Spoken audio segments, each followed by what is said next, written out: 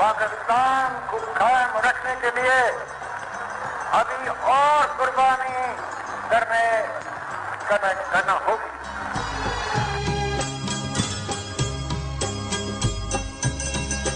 It marks the fulfillment of the destiny of the Muslim nation, which has made great sacrifices in the past few years to have its homeland.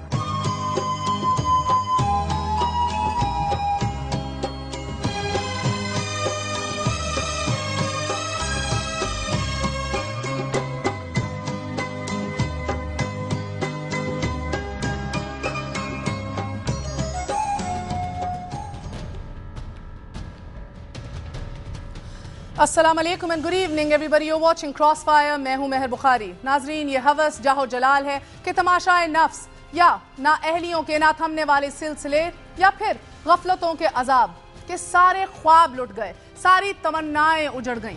मायूसी अगरचे कुफर है, लेकिन खुद एहतसाबी के इनकार से बर्बादियों का सफर जारी रहता है।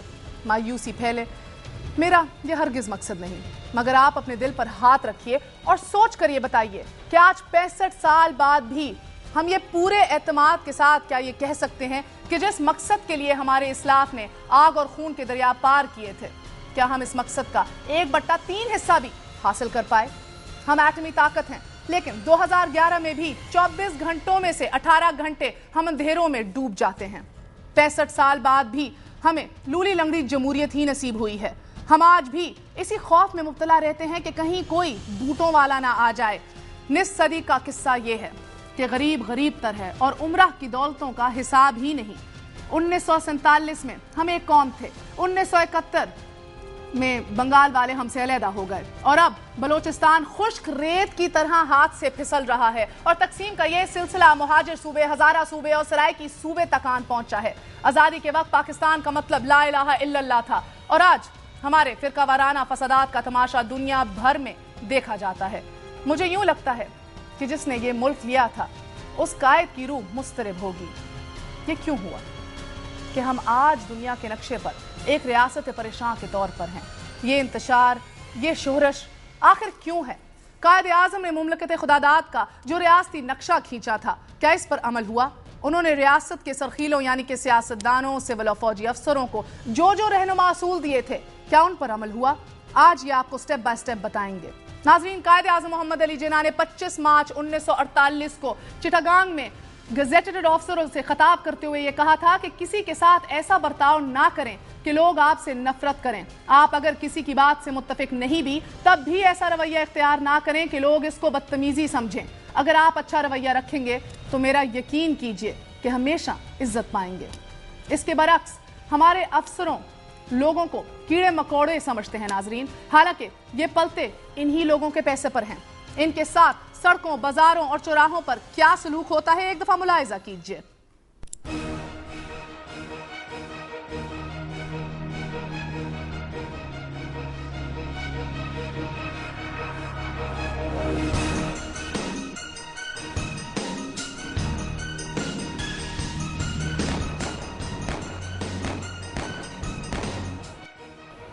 मुंह पर कर, जल्दी आओ। ये गन ये रहा, यही है। हाँ यार, मैं मजबूर हूं।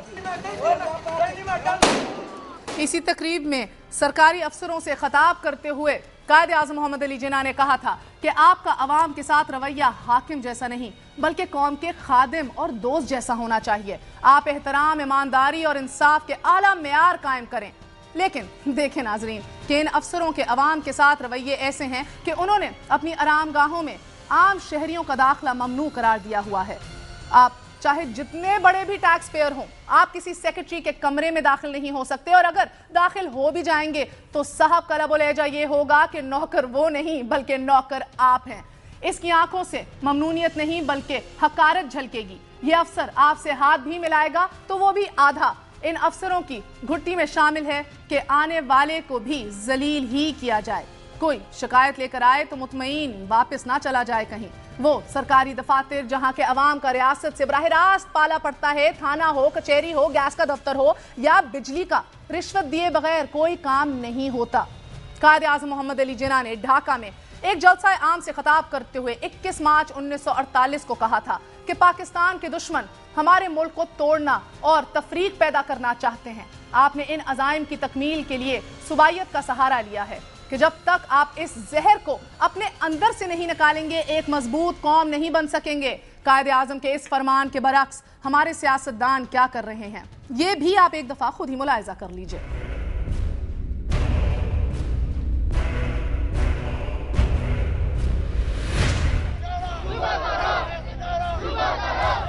ہم سرائکی صوبے کی طرف توجہ کر رہے ہیں۔ کراچی کو صوبہ بننا چاہیے، جنوبی پنجاب صوبہ بنے اور ہزارہ صوبہ بنے۔ سیاستدان اپنی سیاست اور مقاصد میں کس قدر اخلاقیات کا پابند ہوتا ہے، یہ بھی قائد اعظم نے اپنے عمل سے ثابت کر کے آنے والے سیاستدانوں کے لیے ایک روشن مثال چھوڑی ناظرین۔ اور ہوا کچھ یوں کہ نہرو کے لیڈی ماؤنٹ بیٹن کے نام لکھے گئے محبت نامے یعنی کہ لو لیٹرز مسلم لیگ کے ہاتھ لگ گئے، اور مسلم لیگی رہنماؤں کا خیال یہ تھا کہ ان خطوط کو تحریک پاکستان میں ایک ہتھیار کے طور پر استعمال کرنا چاہیے، لیکن قائد اعظم نے اپنے رفقا سے دو ٹوک انداز میں یہ کہہ دیا کہ یہ خط یہاں پر ہی جلا ڈالو، میں پاکستان کی جنگ بلیک میلنگ کے ہتھیاروں سے نہیں جیتنا چاہتا۔ یہ تو تھے قائد، اور آج کے سیاستدان کیا ہیں؟ ایک دوسرے پر غلیظ ترین الزام لگانے سے بھی گریز نہیں کرتے، اور اس کا ایک آپ کی مثال آپ کو تھوڑی ہی دیر میں آپ کی خدمت میں پیش کریں گے ناظرین۔ ایک چھوٹی سی مثال، بہرحال آگے چلتے ہوئے آپ کو بتائیں کہ قائد اعظم محمد علی جناح نے 21 فروری 1948 کو فوجی دستوں سے خطاب کرتے ہوئے کہا تھا کہ آپ نے بہت سی جنگیں لڑی ہیں اور اب آپ کو اسلامی جمہوریہ کی حفاظت اور ترقی کے لیے کام کرنا ہوگا۔ اب آرام کا وقت نہیں رہا، ایمان، تنظیم اور پرخلوص جذبے کے ساتھ آگے بڑھنا ہوگا۔ ایسا کچھ نہیں کہ جو آپ حاصل نہیں کر سکتے، لیکن ہمارے جرنیلوں نے تو قائد کے اس فرمان کے اپنے ہی انداز میں وہ تشریح کر ڈالی کہ جسے ہم آج تک بھگت رہے ہیں۔ دیکھ لیجئے۔ سارے ملک میں ماشاءاللہ نافذ کر دیا گیا ہے، میں نے ایمرجنسی ڈکلیئر کی ہے۔ ناظرین، آخر میں ذکر اس طوفان کا کہ جو ابھی ابھی اٹھا ہے اور اٹھتا ہی جا رہا ہے، وہ طوفان کے جو جس کو چاہتا ہے اڑا کے ساتھ لے جاتا ہے۔ میری مراد میڈیا سے ہے۔ کسی نے قائد اعظم سے پوچھا تھا کہ جب صحافی ان سے ملنے آتے ہیں تو وہ ان کی خدمت میں تواضع چائے سگریٹ سے کیوں نہیں کرتے؟ اس پر قائد اعظم نے کہا تھا کہ صحافی اور صحافت میرے لیے نہایت قابل احترام ہے، میں انہیں چائے اور سگریٹ کی پیشکش کر کے ان کے وقار کو ٹھیس نہیں پہنچانا چاہتا۔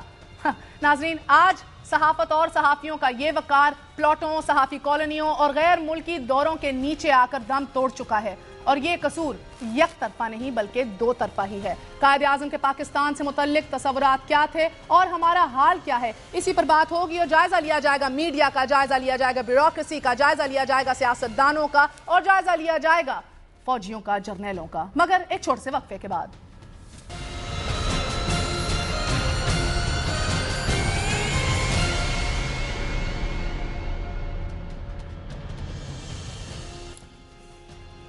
واپس آنے کا شکریہ، welcome once again to crossfire. آپ سے وعدہ کیا تھا کہ سٹیپ بائی سٹیپ چلیں گے اور دیکھیں گے کہ کیا اصول رکھے قائد نے ہمارے لیے، اور ہم قائد اعظم محمد علی جناح سے لے کر آصف علی زرداری تک کہاں پہنچے۔ اور ہمارے ساتھ ہر شعبے کے اندر ایک ایسی شخصیت موجود ہے کہ جس کو ریور بھی کیا جاتا ہے اور جس کی اہمیت بھی بہت ہے، اور اسی کے ساتھ میں تعارف کروائے دیتی ہوں۔ ہمارے ساتھ سیاستدانوں میں سے ایک ایسے سیاستدان موجود ہیں جن کی فار اینڈ وائڈ رسپیکٹ ہے، جاوید ہاشمی صاحب ہمارے ساتھ موجود ہیں۔ ہمارے ساتھ آج دیں گے اوریا مقبول جان صاحب، کسی تعارف کے محتاج نہیں، بیوروکریسی کے حوالے سے روشنی ڈالیں گے۔ ہمارے ساتھ آج موجود ہیں ایئر کاموڈور خالد چشتی صاحب، بہت بہت شکریہ آپ کا ہمارے ساتھ دینے کا۔ اور last but never the least ہمارے ساتھ رضوان رضی صاحب موجود ہیں، سینئر صحافی ہیں، آپ سب کا بہت بہت شکریہ۔ رضوان، میں آپ سے شروع کروں گی، مجھے چھوڑ دیں اب اس بات کو، اس کا جواب اے این پی والے خود دیں گے آنے والے وقتوں میں کہ پرچم کیوں نہیں لہرایا گیا۔ پچھلے سال بھی ہم نے دیکھا کہ بالکل آپ کا سیلاب بھی آیا مگر بڑی سمپلسٹی سے ہم نے پھر بھی 14 اگست منائی تھی۔ مجھے یہ سمجھا دیجیے رضوان صاحب، میڈیا کے اوپر آ جائیں۔ قائد نے فرمایا کہ میں صحافیوں کو اس لیے انٹرٹین نہیں کرتا، سگریٹ نہیں ان کے ساتھ پیتا یا چائے آفر نہیں کرتا کہ کسی بھی طریقے سے ان کے سٹینڈرڈز کو یا ان کی پارشیالٹی کو، امپارشیالٹی کو میں متاثر نہ کروں۔ مجھے آج میں ایک چھوٹا سا ایگزامپل دوں گی آپ کو۔ میں نے ایک دفعہ جرت کر دی تھی اپنے ایک شو کے اندر صحافیوں کے پلاٹوں کے بارے میں ذکر کرنے کی، سوال اٹھانے کی۔ ان میں سے ایک صحافی، سینئر صحافی ایسے بھی تھے جن کو میری یہ جرت اتنی بری لگی کہ انہوں نے فوراً ایک کالم لکھ دیا اور بڑا عجیب و غریب کالم میرے خلاف لکھ دیا۔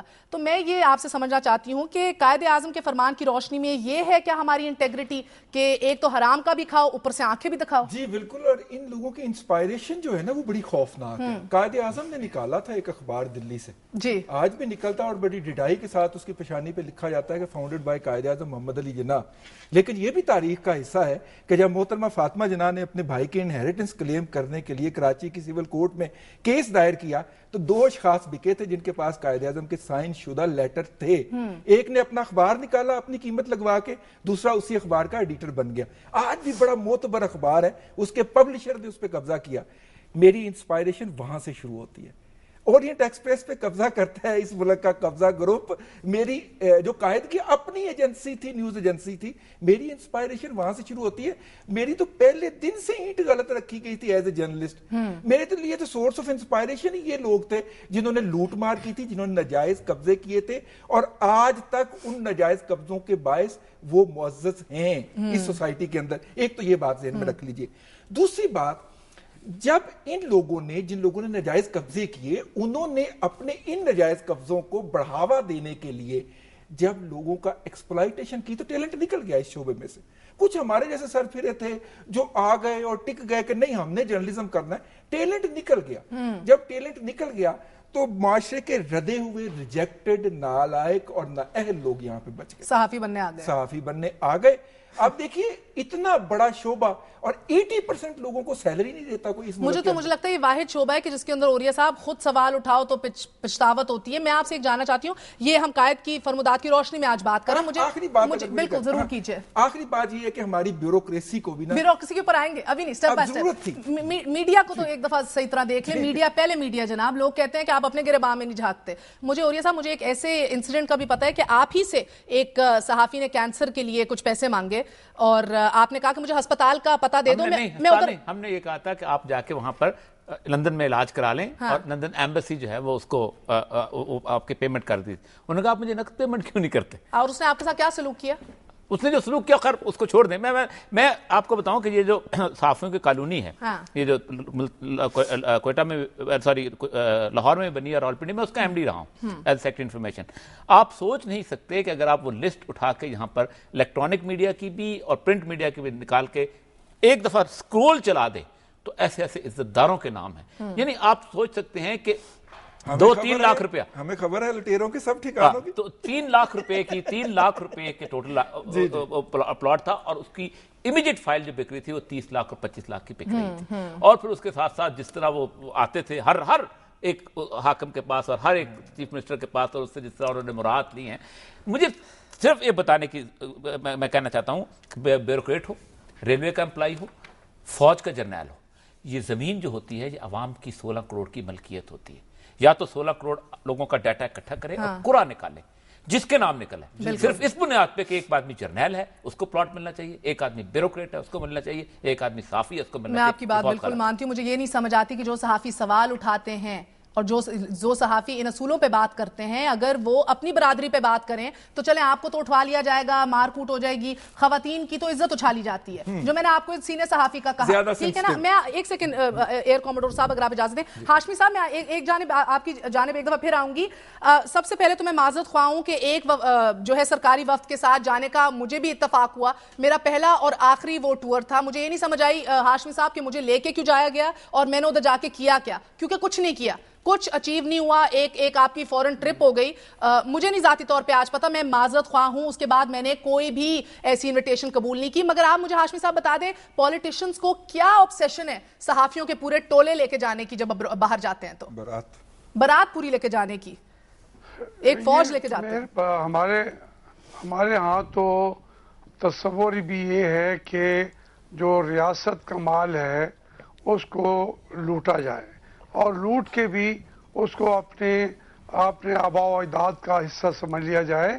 یہ صرف صحافیوں پر نہیں ہے, ہمارے پولیٹیشینز جاتے ہیں اسی طریقے سے. پلاٹوں کی بات آپ نے کی, سب لیتے ہیں کیریئر, جن کا 5 سال میں آتے ہیں وہ بھی پلاٹ لیتے ہیں. اسلام آباد سارا مفت کا شہر ہے, صحافیوں کا ہے, پولیٹیشینز کا ہے, فوجیوں کا ہے. یہ مفت کا شہر ہے اور یہ مفت برس جو ہیں وہ حکومتیں کر رہے ہیں. انہوں نے ملک کو اس وقت کا قبضہ کیا ہوا ہے. جو باہر کے دوروں پہ بھی جاتے ہیں اس کے اندر وہ سمجھتے ہی نہیں کہ 2 یا 3 آدمی یا کوئی کور کرنے والا لکھنے والا وہ مقصد نہیں ہوتا. مقصد oblige کرنا ہوتا ہے MNAs کو بھی صحافیوں کو بھی کہ دیکھیں آپ کو آپ نے دنیا بھر کی سیر کرا دی. کیونکہ بالکل اگر کوریج کی بات ہو تو آپ کے سرکاری ادارے آپ کا PTV بھی جا سکتا ہے مختلف. آپ اچھا یہ ان کی دیکھیں ان دونوں کے بیوروکریٹ صحافی مل جاتے ہیں. یعنی ان صحافی کالونی میں کوئی سیکٹری انفارمیشن کوئی میڈیا کا DGPR کا PM تک ایسا نہیں جس نے پلاٹ نہ لیا. 2 مہینے کے لیے بھی اگر سیکٹری انفارمیشن رہا ہے اس نے بھی لیا ہے. میرے پاس ایک صحافی کا ایکچولی پیچھے سے ہمارے MCR میں فون آیا. اس سے پہلے ایئر کوموڈور صاحب میں معذرت چاہتی ہوں مگر آپ سے بڑی بات پوچھنی ہے قائد کے بارے میں. مگر ایک وقفہ لیں گے اور آپ کو بتاتے چلیں جس صحافی کا ٹیلی فون آیا انہوں نے کہا ہے کہ یقیناً یہ باتیں درست ہیں. یقیناً ماضی میں جس طرح آپ نے بھی کہا کہ اینٹیں ہی ایسی کرپشن کی رکھی گئی ہیں اور نوازنے کی رکھی گئی ہیں. مگر اس صحافی کا کہنا تھا کہ آج کل نوجوان صحافی بھی ایسے آئے ہیں جن کو کوئی خبر دو تو دیکھو کہ وہ کس طرح نہیں چلائی جاتی اور کس طرح ایمانداری کے ساتھ وہ اپنی صحافت کے تقاضے پورے کر رہے ہیں. یقیناً میں تو کہوں گی ایسا ہی ہوگا کیونکہ ہم شاید اسی بریکٹ میں آتے ہیں. ایک چھوٹا سا وقفہ لیں گے. ایئر کوموڈور صاحب سے پوچھیں گے سیاسی حکمت عملی کے بارے میں قائد اعظم محمد علی جناح نے کیا سٹینڈرڈز رکھے تھے, کیا یارڈ سٹک رکھی تھی اور آج ہمارے سیاستدان ہمیں کیا دکھاتے ہیں. وقفے کے بعد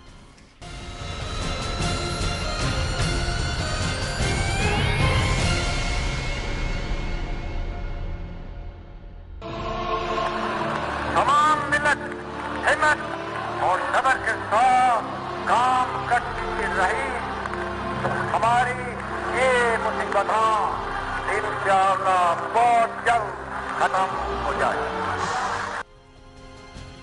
واپس آنے کا شکریہ. بریک کے اوپر کافی ہنسی مذاق ہو رہا تھا. ہمارے ساتھ بھی آج ایک ایسی شخصیت موجود ہے جس کو ستارہ امتیاز ملٹری بھی ملا ہے اور ستارہ بصالت بھی, لیکن ابھی سرداری صاحب نے ایوارڈز دیے ہیں اس سیرمنی میں شاید نہیں ملا. مجھے نہیں پتا کہ اگر آپ اس حوالے سے خوش ہیں یا ذرا سے رنجیدہ ہیں, مگر بہرحال ہمارے ساتھ ایئر کوموڈور خالد چشتی صاحب موجود ہیں. آپ you serving in Pakistan air force as a fighter pilot, مگر آج آپ قائد لور کی حیثیت سے ہمارے ساتھ موجود ہیں. تو مجھے تو سب سے پہلے یہ بتا اچھا I'm not going to crack any more jokes. مجھے یہ بتا دیجئے کہ سیاست میں قائد اعظم محمد علی جناح نے کیا اصول رکھے تھے انٹیگریٹی کے, سچ بولنے کے یا اصولوں کے, پرنسپلز کے, کیا اصول رکھے تھے؟ شکریہ بہت بہت مہر آپ کو. میں سٹارٹ کرتا جاؤں کہ آپ نے خود ہی کلیئر کر دیا کہ ایز اے ملٹری ایکسپرٹ یا ایز اے فائٹر پائلٹ میں یہاں نہیں موجود. میری کوالیفیکیشن صرف ایک ایڈمائرر کی ہے جو قائد اعظم کی. اور جو آپ کا سوال ہے کہ قائد اعظم کی اپنی انٹیگریٹی جو ہمارے لیے آج مثال پیدا کر سکے, میں سادہ سی ایک آپ کو مثال بتاؤں گا. پاکستان بننے سے پہلے جب قائد اعظم مسلم لیگ کے لیڈر تھے اور بہت مشہور بیرسٹر بھی تھے, تو بامبے سے باہر ایک مقدمہ لڑنے کے لیے گئے. تو وہاں لوگوں کو پتہ لگا کہ آج جناح ہمارے شہر میں آئے ہوئے ہیں, تو وہ عدالت سے باہر اکٹھے ہو گئے. جب جناح باہر نکلے تو انہوں نے قائد اعظم سے کہا کہ آپ ہم سے کچھ کہیں, ہم آپ سے سننا چاہتے ہیں, آپ اتنے بڑے لیڈر ہیں. اور انہوں نے انکار کر دیا, اور انکار یہ کہہ کے کر دیا کہ یہاں آنے کا میرا بامبے سے جو خرچہ ہے وہ میرے کلائنٹ نے دیا ہے, میں یہاں کوئی پرائیویٹ کام نہیں کر سکتا, میں واپس جاؤں گا اپنے خرچے پہ, واپس آپ کے شہر آؤں گا تو پھر آپ سے تقریر کروں گا. پھر آ کے جی کیا بات ہے. اس لیول کی انٹیگریٹی جو ایک آفیشیل میٹنگ کو اپنی پرسنل کمٹمنٹ سے یا پروفیشن کو اپنی پرسنل کمٹمنٹ سے نہیں مکس کرنا چاہتے, تو اس سے زیادہ کیا ہمارے لیے ایک مثال ہوگی. اور اس سے بھی بڑی مثال میں آپ کو ایک اور دیتا ہوں. جب وہ پاکستان کے گورنر جنرل بن چکے تھے جی, زیارت میں بہت بیمار تھے, وزن تقریباً 80 سے 90 پاؤنڈ کے درمیان رہ گیا ہوا تھا آخری دنوں میں. ان کا کھانا پینا بیماری اور TB کی وجہ سے چھوڑ دیا تھا. ڈاکٹروں نے بہت کوشش کی کہ کسی طرح وہ کھا لیں, اور ان کا نہ کھانے کی وجہ سے اور خوراک کی کمی کی وجہ سے وزن دن بدن کم ہوتا جا رہا تھا. وہاں بہت زیادہ لوگ ان کے ارد گرد موجود نہیں تھے. ایک فاطمہ جناح کے ان کی ADC کی اور ان کی ڈاکٹر کی ایک میٹنگ ہوئی, اور اس میٹنگ کے اندر یہ ڈیسائیڈ کیا گیا کہ قائد اعظم کی زندگی کو بیماری سے اتنا خطرہ نہیں ہے جتنا ان کے نہ کھانے سے یا ان کی کمزوری لاحق ہونے کی وجہ سے ہو گیا ہے.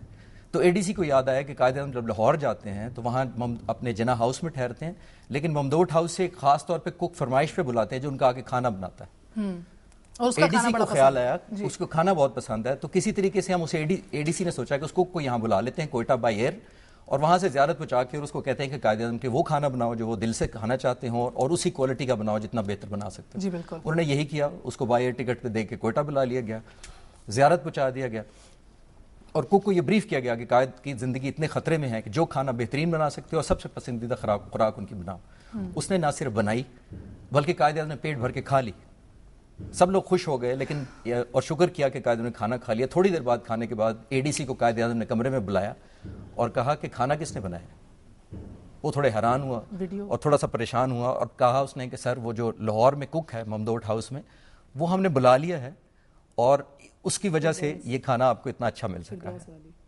اس کو کہا کہ کک کو بلاؤ. کک کو بلایا گیا, اس کو کیش ٹپ دی, اس کو بہت شاباش دی اور اے ڈی سی کو کہا کہ میری پرسنل چیک بک دو مجھے.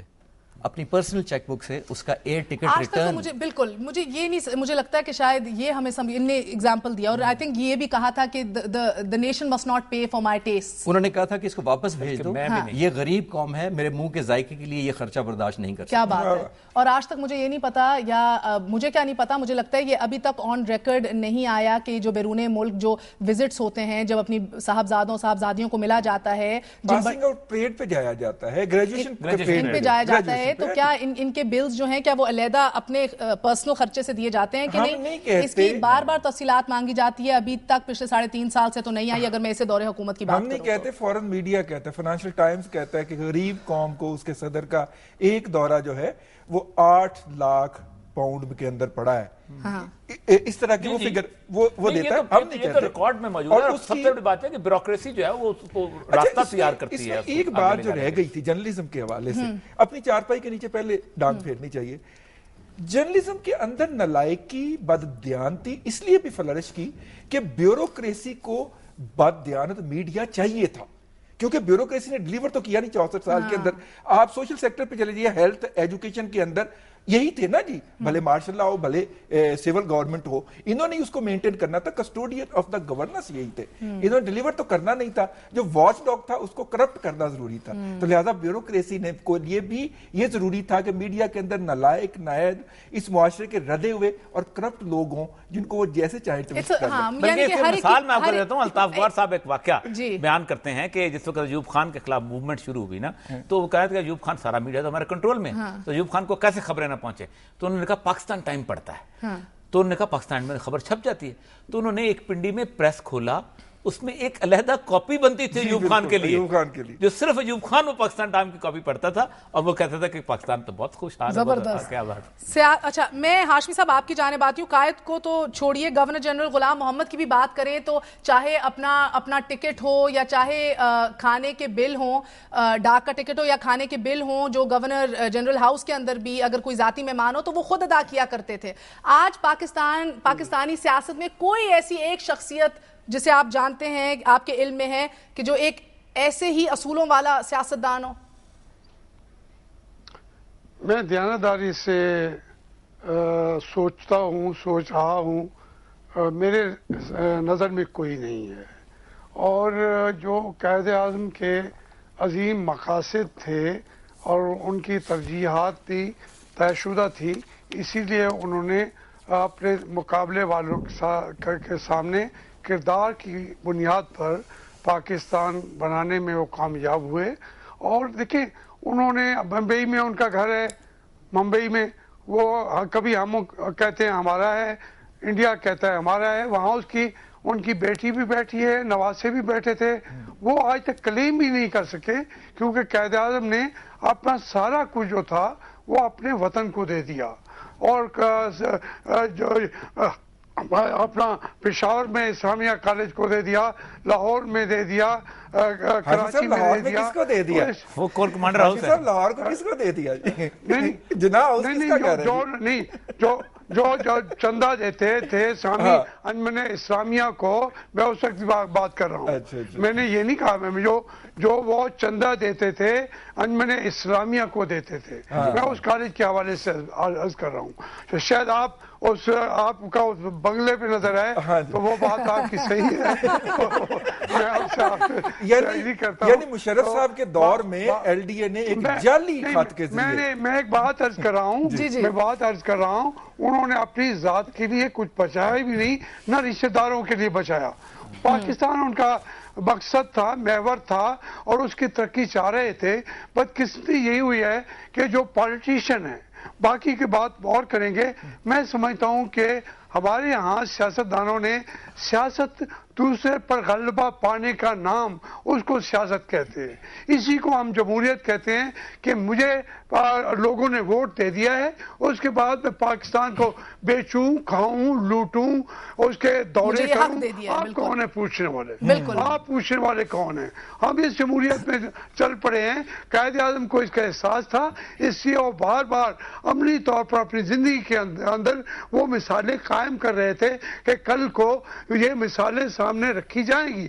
वो हमने नहीं रखी, जिसकी वजह से आज यहाँ जो पॉलिटिशियन है वो सबसे बड़ा कारोबारी है, जो पॉलिटिशियन है सबसे बड़ा पैसा उसके पास है, उसके पास बैरून मुल्क को उसके सारी अच्छी सड़कें उसके घर तक जाती हैं, सारी शुगर मिलें उसके नाम के अंदर हैं, जमीनें उसकी। कायदे-ए-आज़म का एक प्लॉट बचा हुआ है वैसे लाहौर में, पेस की बैक पे खाली पड़ा हुआ है, वो पता नहीं किस दिन कब्जे में आता है। खबरें दे रहे हैं आप। एयर कमोडोर साहब कोई बात आप करना चाह रहे थे? मैं सिर्फ ये मुख्तसर ये कहना चाहता हूँ जी कि कायदे आज़म की हम मेरा ख्याल है वसीयत पढ़ लें जी। वो उन्होंने सिर्फ 3 जगह अपनी सारी प्रॉपर्टी डिवाइड की, 3 हिस्सों में। पहला हिस्सा दिया उन्होंने इस्लामिया कॉलेज पेशावर को, दूसरा दिया उन्होंने सिंध मदरसा स्कूल कराची को जहां वो खुद पढ़े हुए थे, मदरसतुल इस्लाम, सिंध मदरसतुल इस्लाम, और तीसरा हिस्सा दिया अलीगढ़ मुस्लिम यूनिवर्सिटी को। पूरी जायदाद उनकी इन 3 हिस्सों में डिवाइड हुई। अपनी बहनों का सिर्फ वजीफा लगाया था, उनके नाम कुछ नहीं किया था। और एक और शर्त जो सबसे कम, बहुत कम लोग जानते हैं या इस पर जोर देते हैं कि उन्होंने जब पाकिस्तान बन गया तो इंडिया ने सोचा कि अलीगढ़ मुस्लिम यूनिवर्सिटी से लफ्ज मुस्लिम अब हटा दिया जाए क्योंकि मुसलमानों का एक अलग मुल्क हो गया है। तो कायदे आज़म ने वार्निंग दी कि अगर उस नाम से मुस्लिम लफ्ज हटाया गया तो मेरी जायदाद का कोई हिस्सा अलीगढ़ मुस्लिम यूनिवर्सिटी को नहीं जाएगा जी। बिल्कुल पूरी प्रॉपर्टी उन्होंने 3 जगह डिवाइड कर दी और किसी फैमिली के हिस्से को कुछ नहीं दिया। क्या बात है। एक छोटे से वक्फे पे जाएंगे नाज़रीन, मगर वक्फे से पहले अगर अवामी तासुर की बात की जाए, अवामी तासुर मैं कह रही हूँ वंस अगेन, इसके ऊपर एम्फसिस है। आसिफ अली जरदारी को करप्ट माना जाता है, मियां नवाज शरीफ को भी के दामन को भी साफ नहीं समझा जाता। इमरान खान के ऊपर भी इखलाकी इल्जाम उस नौयत के हैं जो बड़े संगीन हैं। और इसी के साथ साथ अगर हम देखें यहाँ तक कि ANP के ऊपर भी इल्जाम है कि ये इनकी पॉलिसियां भी जो है अमरीकी डॉलरों के सामने और साथ साथ ही चलती हैं। आखिर कायदे आज़म के बाद से लेके अब तक जो जवाल शुरू हुआ है ये कब तक बरकरार रहेगा, इसी के ऊपर गुफ्तगू करेंगे। मगर बल्कि ब्रेक के बाद आके आपको एक छोटा सा टोटका दिखाऊंगी जो मैं आपसे वादा किया हुआ था कि आज के सियासतदानों का तर्ज अमल और एक रवैया और एक वैल्यू सिस्टम क्या है। After short break.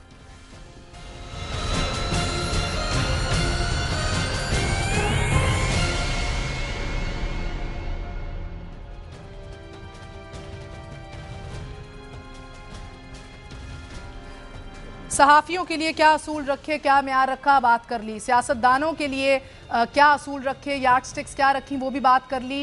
अब चलेंगे हम ब्यूरोक्रेसी की जानिब। मैं आपकी एयर कॉमोडोर साहब आपकी जानिब आती हूँ। कायदे आज़म ने ब्यूरोक्रेसी की ईमानदारी के हवाले से, उनकी मेहनत के हवाले से उसको एक बड़ी गैर मामूली तवज्जो दी हमेशा। क्या म्यार रखा था उन्होंने? 25 दिसंबर 1948 में उन्होंने गेजेटेड ऑफिसर से खिताब किया चिटागांग में जी जी। और ख़ास तौर पर उन्होंने फोकस, क्योंकि सिर्फ गेजेटेड ऑफिसर से खिताब कर रहे थे, उन्होंने कहा कि बहुत सारे मुख्तलिफ वॉक ऑफ लाइफ के लोग मुझे मिलने आते हैं और मुझे अपनी शिकायत लेके आते हैं। उन्होंने कहा मैंने अपनी ज़िंदगी का एक असूल बना रखा है और मैं आपको भी वही बताना चाहता हूँ। उन्होंने कैटेगोरिकली गेजेटेड ऑफिसर से बताया।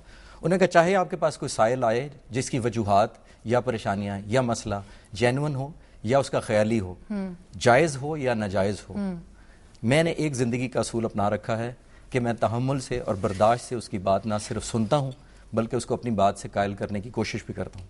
और उन्होंने कहा कि अगर आप ये असूल अपनाएंगे तो आखिर में आप इज़्ज़त पाएंगे और कम अज़ कम उस साइल की कम परेशानियाँ और जो दुख हैं उसको बांटने में हिस्सेदार हो जाएंगे। और ये कहा, दूसरा उन्होंने ये कहा कि वो वक्त गया जब आप मास्टर्स हुआ करते थे, अब मास्टर नहीं, आप खादिम हैं और अब एक खादिम के तौर पे अपने कौम की खिदमत करें और उनका कॉन्फिडेंस और trust. Servant of the state not the government. और ये सब ये बताएं, जब पाकिस्तान बना तो पिनों के बजाय कांटों से कागज जोड़ने वाली ब्यूरोक्रेसी, आपकी एक कुर्सी और टेबल के ऊपर पूरी पूरी वजारत चलाने वाली ब्यूरोक्रेसी, घर से दवात लाने वाली ब्यूरोक्रेसी, कलम लाने वाली ब्यूरोक्रेसी, क्या हुआ, कब हुआ, कौन से दौर में? शुरू से ही देखें, हुआ ये था कि जिस वक्त थ्रू आउट बरसगीर पाक हिंद में जो ब्यूरोक्रेसी बनाई गई थी ना अंग्रेज ने, उसने अंग्रेज ने बताया कि तुमने पिक एंड चूज करना है, तुमने फिरोज खानून को बनाना है, तुमने टवाना को बनाना है, तुमने फलां को सरदार बनाना है। जिसको सरदार बना देते वो सरदार बन जाता है, जिसको नवाब बना देते नवाब बन जाता है। पाकिस्तान में जब कायद आजम के जमाने में आपको पता है सबसे right hand man Chaudhary Mohammad Ali bureaucrat था, उनके साथ सारे काम वही करता था, कॉन्स्टिट्यूशन के सब कुछ। लेकिन सूरत हाल ये हुई है कि उसके बाद इन्होंने अपने आप को मास्टर समझना शुरू किया, they became the senior partner, फौज को इन्होंने साथ मिलाया। आपको पता है कि पाकिस्तान की तारीख का पहला मार्शल जो है वो एक ब्यूरोक्रेट ने लगाया था, Sikandar Mirza. He was secretary defence, cabinet meeting हो रही थी लाहौर के अंदर, कादियानी मूवमेंट का चल रहा था मसला, बड़े सीरियस थे और हालत ये थी कि उसने वहां पर गया बाहर, अंदर जाके फोन किया अपने कमरे में और कहा मैंने मार्शल लगा दिया, मसला हल हो गया। उसके बाद रिपोर्ट्स आनी शुरू की, जनरल थे आजम, उन्होंने कहा मैंने इतने मुल्ला मार दिए, इतने मुल्ला मार दिए। और उसके बाद ख्वाजा नाज़मुद्दीन ने बुलाया, उसने कहा हजरत बड़े परेशान है हम लोग, ये मुल्ला मर रहे हैं। इसने फोन उठाया, कहता तुम फौजी के फौजी लिखो, मैंने दहशतगर्द मार दिए। पहले दिन वहां दहशतगर्द और शर्पसंद का लफ्ज इजाद किया इन लोगों ने। उसके बाद फिर 59 की जो रिपोर्ट है जिसमें वो कहते हैं कि कार्निस कहता है gone are the days when they are corrupt, they are not corrupt, they are corrupt, they are corrupt। उन्होंने कहा हमें इतनी ज्यादा कंप्लेंट्स मिली हैं कि हम सोच नहीं सकते कि वो सीएसपी जिसके ऊपर लोग नाच। और पाकिस्तान जब बना, जी मैं हाशमी साहब आपकी जानिब आती हूँ, मुझे पाकिस्तान जब बना उन बातों को अभी छोड़ देते, मुझे मुख्तसर ये बता दीजिए, वक्त की किल्लत है कि सियासतदान ज्यादा एक्सप्लॉइट करते हैं ब्यूरोक्रेसी को, ब्यूरोक्रेसी एक्सप्लॉइट करती है सियासतदानों को, दोनों ही चोर हैं? इसमें मेयर हकीकत तो यह है कि पॉलिटिशियन जो है वो तो तजर्बाकार थे ही नहीं। अब जो मिल के इन्हें चलाना चाहिए था कि ब्यूरोक्रेट फ्रांस के ब्यूरोक्रेटों की तरफ जमहूरियत की माँ बन जाते, जी जी। वो भी नहीं बने, सियासतदान सीखे हुए नहीं थे। अब दौलताना ने अगर मार्शल लॉ लगाना है, पुलिस की जरूरत है, मंदोर से झगड़े हैं, तो इन्होंने मदद मांगी और ब्यूरोक्रेट उसके लिए तैयार बैठे थे। जी जी। तो वो आगाज भी ये हो गया कि हर डीसी आखिरी प्रमोशन गवर्नर जनरल के तौर पर रहता था, या वजीर आजम हो जाता था, या वो वजीर खारजा हो जाता था। तो ब्यूरोक्रेसी उसी तरह डोमिनेंट रही। फिर फौज ने सोचा कि हम इनके पीछे क्यों हैं, हम खुद क्यों आगे हैं, उन्होंने आके सब संभाल लिया।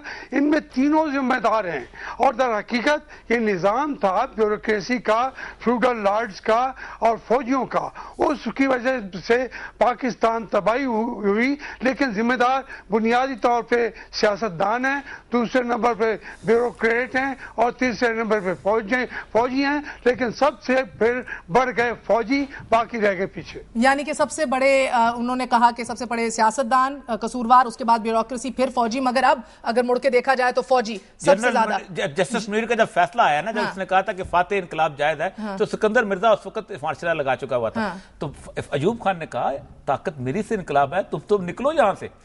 उसने फिर निकाला, उसने रातों रात निकाल दिया। उसने कहा मेरी ताकत न थी, तुम्हारी क्या हैसियत थी। और फिर फौज बिकेम द सीनियर पार्टनर। और ये फिर उसके बाद ब्यूरोक्रेसी ने यूं अपने किबले बदले हैं। नमाजें इन्होंने पढ़ी हैं, रोशन ख्याल ये बने हैं, बगैर वजू के नमाजें पढ़ी हैं और बगैर तकलीफ के ये रोशन ख्याल बने। अच्छा खालिद चिश्ती साहब, आखिर में मैं आपसे जानना चाहूंगी, मुझे हाशमी साहब आप क्या कह रहे हैं? हाशमी साहब की आवाज अभी जी। मैं कह रहा हूँ 73 के आइन में ब्यूरोक्रेट का अमली तौर पर वो पाबंद हो गए, सियाती तौर पर मुलाजिम हो गए, उनकी ब्यूरोक्रेसी खत्म हो गई। अब वो हमारे जाती मुलाजिम बना दिए गए हैं। वो लूट मार तो करते हैं, हुकूमत में कोई हाथ नहीं बटाते, फिर वो लूट मार का हिस्सा हो गए। इसके बजाय उन्हें मालूम है कि हम जाती मुलाजिम हो गए। जी खालिद चिश्ती साहब, मुझे ये बताइए, आज हमने आपकी पूरी मेहनत को अच्छी तरह इस्तेमाल किया है, उन तस्वीरों के ऊपर जिनके ऊपर आपने सालों काम किया, उनको कलर करने में, वो कंटेंट सारा निकालने में, कायद को वापस जिंदा करने में। मैं तो कहूंगी आपका ईमेल एड्रेस और myjinnah.com आपकी जो वेबसाइट है वो भी चल गई है। मुझे मुख्तसर बता दीजिए ये काम सारा क्यों किया, मुख्तसर? शुक्रिया जी। बुनियादी सवाल ये 2003-04 की बात है जी। मैं टर्की में एक वॉर कोर्स के लिए गया था पाकिस्तान एयरफोर्स की तरफ से। वहाँ पे तुर्की में मैंने जो कमाल अतातुर्क की इज़्ज़त अपनी कौम के हाथों देखी तो मुझे बड़ी शर्मिंदगी हुई जी। अच्छा, वहाँ पे जाके आपको एहसास होता है कि कमाल अतातुर्क की तस्वीरें ना सिर्फ हर दफ्तर में हैं बल्कि हर घर में हैं। ہر گھر کمال اتاتورک کی بغیر شاید مکمل نہیں گنا جاتا جب تک تصویریں نہ. پاکستان واپس آ کے میں نے سوچا کہ اس پاکستان کے اندر وہاں پہ کمال اتاتورک کی شاید سینکڑوں تصویریں ان قوم کے پاس ہیں جو ہر دفتر میں مختلف تصویر لگائی جاتی ہے. یہاں پہ ہم نے آپ کو پتہ ہے کہ چاہے ایوان صدر سے لے کے ایک گورنمنٹ اسکول تک ایک ہی تصویر قائد اعظم کی ہم نے شیروانی اور جناب کہب علی ایک رکھ چھوڑی ہے. اس کے بعد لوگوں کے پاس چوائس نہیں تھی, تو میں نے صرف اپنے لیے یہ تہیہ کیا کہ آیا یہ چوائس بڑھائی جا سکتی ہے.